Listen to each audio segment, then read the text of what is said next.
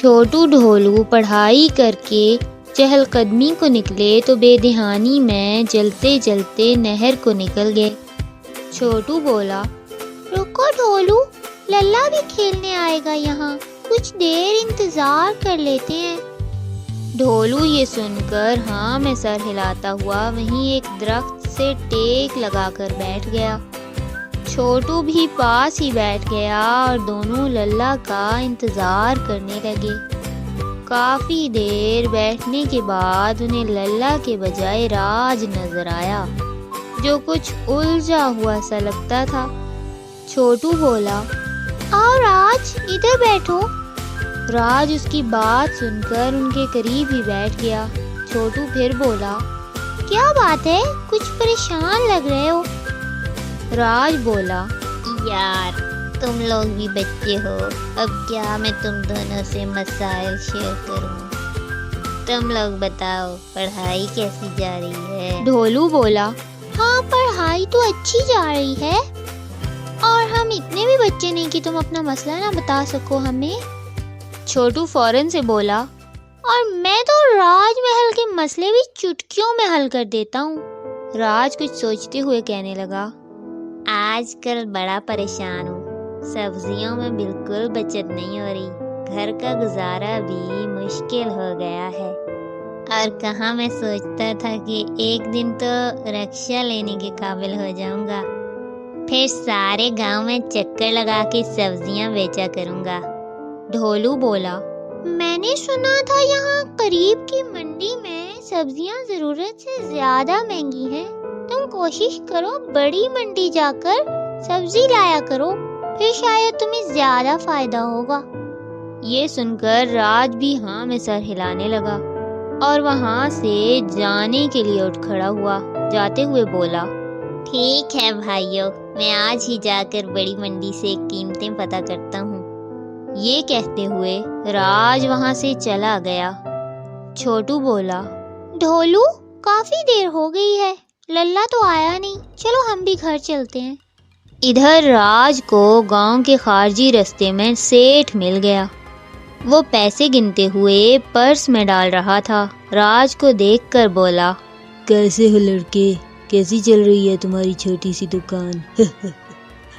اس کے طنزیہ لہجے پر دھیان نہ دیتے ہوئے راج بولا، کیا بتاؤں سیٹھ صاحب، منافع بہت کم ہے، میں بڑی منڈی ہی جا رہا تھا، سبزیوں کے ریٹ ٹھیک ہوئے تو اب وہاں سے ہی سبزی لا کے بیچا کروں گا۔ سیٹھ بولا، بہت ہی بے وقوفانہ سوچ ہے۔ راج کہنے لگا، ارے اس میں بے وقوفانہ کیا ہے، کاروبار ایسے ہی تو چلتے ہیں۔ یہ سن کر سیٹھ دوبارہ سے طنزیہ ہنسنے لگا اور بولا، کاروبار۔ راج کو بھی غصہ آنے لگا اور وہ بولا، ٹھیک طرح بتائیے کہنا کیا چاہتے ہیں آپ سیٹھ صاحب؟ سیٹھ کہنے لگا، دیکھو راج، اس طرح تو تمہیں زیادہ نقصان ہوگا، اتنا خرچہ کر کے تمہیں منڈی جانا پڑے گا، اور جب تم سبزیاں لے کر آؤ گے تو شام ہو چکی ہوگی، سب کھا پکا کے سو چکے ہوں گے، اور اگر تم جلدی آ بھی گئے تب بھی زیادہ سبزیاں تو خراب ہی ہو چکی ہوں گی، لوگ تم سے فریش سبزی والی قیمت پہ وہ سبزی کبھی بھی نہیں خریدیں گے۔ یہ سن کر راج کا غصہ جھاگ کی طرح بیٹھ گیا اور وہ پوچھنے لگا، اچھا تو آپ ہی کوئی حل بتائیے۔ سیٹھ تو اسی بات کے انتظار میں تھا۔ بولا، دیکھو اگر تم تھوڑی بہت خراب سبزی بیچو تو میں تمہیں روز صبح سبزیاں پہنچا دیا کروں گا، تم دن بھر بیچنا اور شام کو منافع آدھا آدھا کر لیں گے۔ یہ سن کر تو راج کی خوشی کی انتہا نہ رہی، مطلب اس نے صرف اب سبزیاں بیچنی تھیں۔ اس نے خوشی خوشی حامی بھر لی اور کل آنے کا وعدہ کر کے گھر کو لوٹ گیا۔ دوسری صبح جب وہ سیٹھ کی بتائی ہوئی جگہ پر سبزیاں لینے پہنچا تو یہ دیکھ کر اس کا جی متلانے لگا کہ جو سبزیاں سیٹھ لے کر آیا تھا وہ بالکل سوکھی سڑی تھیں، لیکن اب تو اس کے پاس اور کوئی چارہ بھی نہیں تھا اور وہ لالچ میں بھی آ گیا تھا۔ اب اسے وہ سبزیاں بیچنی ہی تھیں، لیکن وہ سیٹھ سے بولا، یہ سبزیاں تو کوئی بھی نہیں خریدے گا، میرا تو دل خراب ہو رہا ہے انہیں دیکھ کے۔ سیٹھ کہنے لگا، راج، عقل مندی سے کام لو، تم اگر 500 کے بجائے 200 کی سبزی کا لالچ دو گے تو سب دوڑے چلے آئیں گے۔ یہ سن کر راج بھی ہاں میں سر ہلانے لگا اور سبزی لے کر وہاں سے گاؤں کی طرف چل دیا۔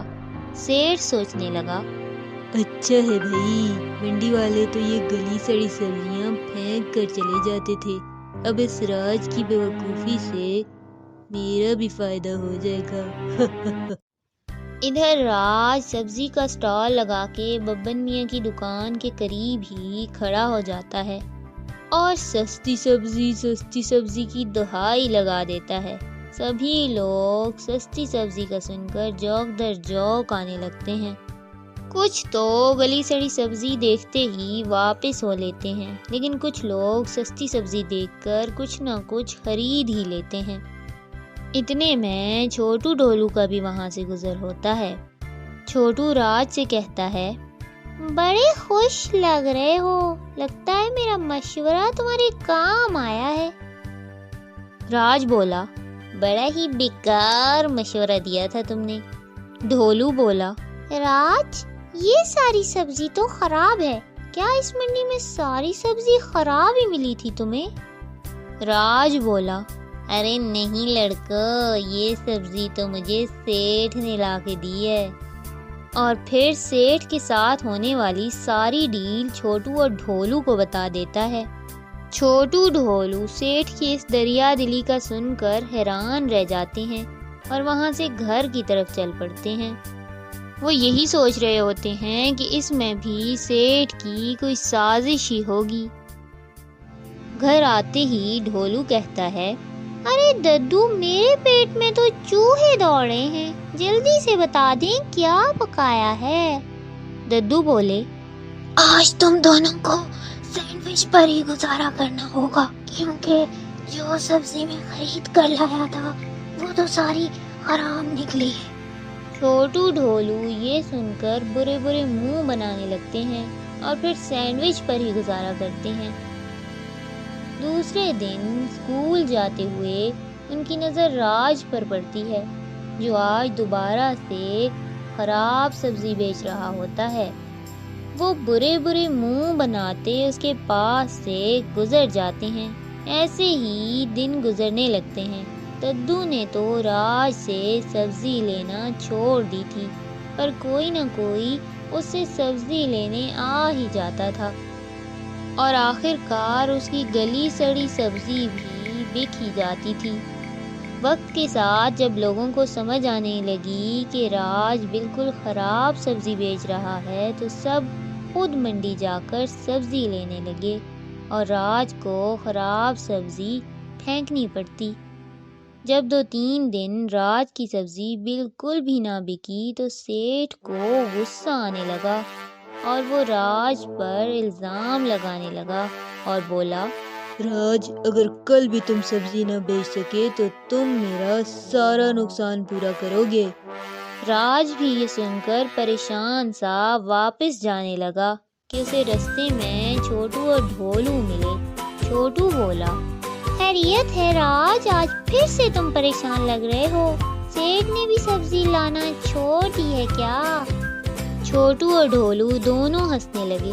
راج بولا، نہیں یار، میں رکشے کے لیے پیسے جمع کر رہا تھا، کافی جمع کر بھی لیے ہیں، پر اب لوگوں نے مجھ سے سبزی لینا ہی چھوڑ دی ہے، اوپر سے سیٹھ بھی نقصان بھرائی کا بول رہا ہے، آج تو بڑا پریشان ہوں میں۔ یہ سن کر ڈھولو بولا، دیکھو راج، تم اس کا جو 2-3 دن کا نقصان ہے وہ پورا کر دو اور دوبارہ سے صاف سبزی بیچنا شروع کر دو، اس طرح تم کچھ پیسے جمع کر کے رکشہ بھی لے لو گے اور اس سیٹھ سے بھی جان چھوٹ جائے گی تمہاری۔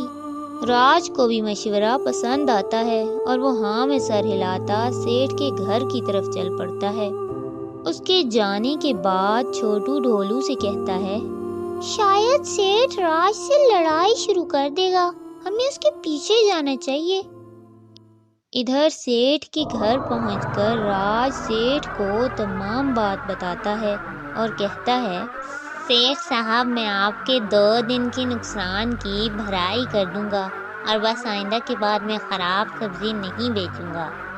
اس طرح تو مجھ غریب کا کاروبار بھی ٹھپ ہو جائے گا، لوگ میرا یقین کرنا ہی چھوڑ دیں گے۔ یہ سن کر تو سیٹھ کو مزید غصہ آنے لگتا ہے اور وہ راج کی پٹائی کرنے لگتا ہے۔ دونوں میں ہاتھا پائی ہونے لگتی ہے اور سیٹھ ایک بڑا سا پتھر اٹھا کر راج کے سر میں مار دیتا ہے۔ ہائے ہائے میں مر گیا، یہ کہتے ہوئے راج وہیں بے ہوش ہو جاتا ہے اور سیٹھ اس کی جیبوں میں سے ساری جمع پونجی نکال کر گھر میں واپس گھس جاتا ہے۔ چھوٹو اور ڈھولو یہ سارا منظر دیکھ رہے تھے۔ ڈھولو چھوٹو سے کہنے لگا، فوراً سے بھاگ کے ببن میاں کی دکان سے داروغہ جی کو بلا لو۔ چھوٹو بھاگ کے جاتا ہے اور ببن میاں کی دکان پر جا کر داروغہ جی سے کہتا ہے، داروغہ جی جلدی چلیے، وہاں ایک ایمرجنسی ہو گئی ہے۔ لیکن داروغہ جی تو اٹھنے کے موڈ میں بالکل بھی نہیں تھے، ابھی تو وہ مشکل سے اپنی ڈیوٹی پوری کر کے آئے تھے۔ لیکن چھوٹو وہیں کھڑے کھڑے انہیں ساری بات بتانے لگتا ہے اور داروغہ جی بھی بندوق سنبھالتے اٹھ ہی کھڑے ہوتے ہیں اور چھوٹو سے کہتے ہیں، اگر راج زخمی ہے تو جا کر حکیم صاحب یا ددو کو بلا لو۔ چھوٹو ددو کو بلانے بھاگ پڑتا ہے۔ ادھر داروغہ جی سیٹھ کے گھر کے سامنے پہنچ جاتے ہیں جہاں راج زخمی پڑا ہوتا ہے اور ڈھولو اس کے پاس کھڑا ہوتا ہے۔ کچھ ہی دیر میں ددو، ببن میاں اور چھوٹو بھی پہنچ جاتے ہیں۔ وہ سب راج کو اٹھا کر قریب ہی ببن میاں کے گھر لے جاتے ہیں اور وہاں اس کی مرہم پٹی کرتے ہیں۔ ادھر داروغہ جی فوراً سے جا کر راج محل سے 2 سپاہیوں کو لے آتے ہیں اور سیٹھ کو گرفتار کر لیا جاتا ہے۔ راج کی رقم سیٹھ سے واپس لے کر راج کے حوالے کر دی جاتی ہے۔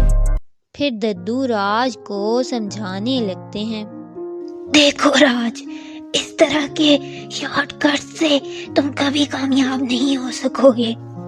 تم نے خراب سبزی بیچنا شروع کی تو تمہاری کیپیبلٹی خراب ہو گئی۔